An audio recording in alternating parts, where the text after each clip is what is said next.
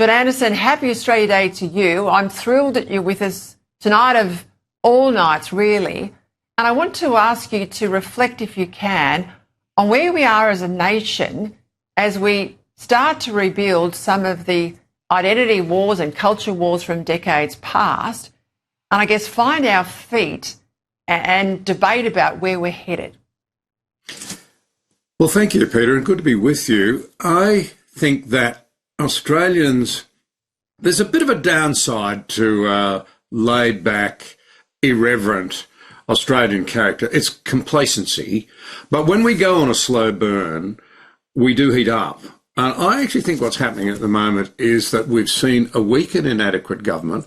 We've seen serious failure of leadership, even of character, from the Prime Minister over Bondi. We're reflecting on the ugliness of what's happened in front of the Opera House, in the bridges, it seems, in Melbourne all the time, the horrific rise of anti-Semitism, and we're saying, we want our Australia back. I actually think that's the slow burn. And keep in mind, everybody who wants Australia back, that our Prime Minister still stands in front of 3 flags, not one. Today, when he announced or introduced the Pledge for New Citizens, Lake Burley Griffin in Canberra, the Prime Minister introduced that pledge with 2 different offerings, one with God and one without. Have a listen. There are 2 pledge options, Pledge 1 and Pledge 2. Pledge 1 has the words "under God" in the first line, whereas Pledge 2 does not. The words "under God" are optional. I will read the pledge with the words "under God."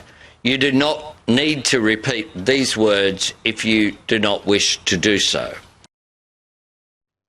Now, look, our Constitution, John, as you well know, leads off and says, as a number of states it reads off, humbly relying on the blessings of Almighty God, have agreed to unite in one indissoluble federal Commonwealth. Now, you're a man of faith. I find this offensive that our Constitution references God, but the Prime Minister's removed that line in the pledge. Well, I think it's a very good point. It probably follows on the 15 years or so of the rise of new atheism, which has now stumbled so badly that Sir Neil Ferguson has just recently commented that he sees the beginning of a new age of rebirth of Christianity in the West. That was, if you like, the faith that gave us the worldview that said that every citizen matters because we're all equal in the eyes of God. And that what springs from that is everything. Equality before the law, the vote rather than the gun as a means of choosing who will lead you and where you will go. This heritage is unbelievably rich.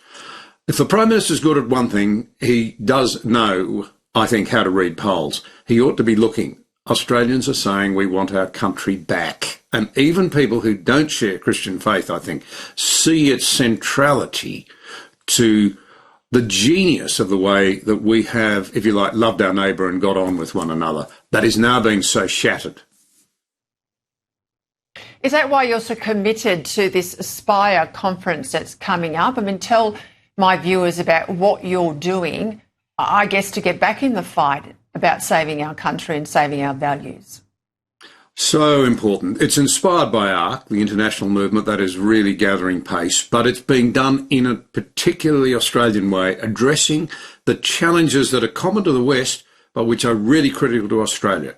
Our foundations, our social fabric, housing, immigration and the family formation crisis, because it is becoming that, and our energy mess and geopolitics. We can't stop ignoring the elephant in the room. It's a dangerous world, an unpredictable world. Our forebears would be rolling in their grave at our lack of preparedness.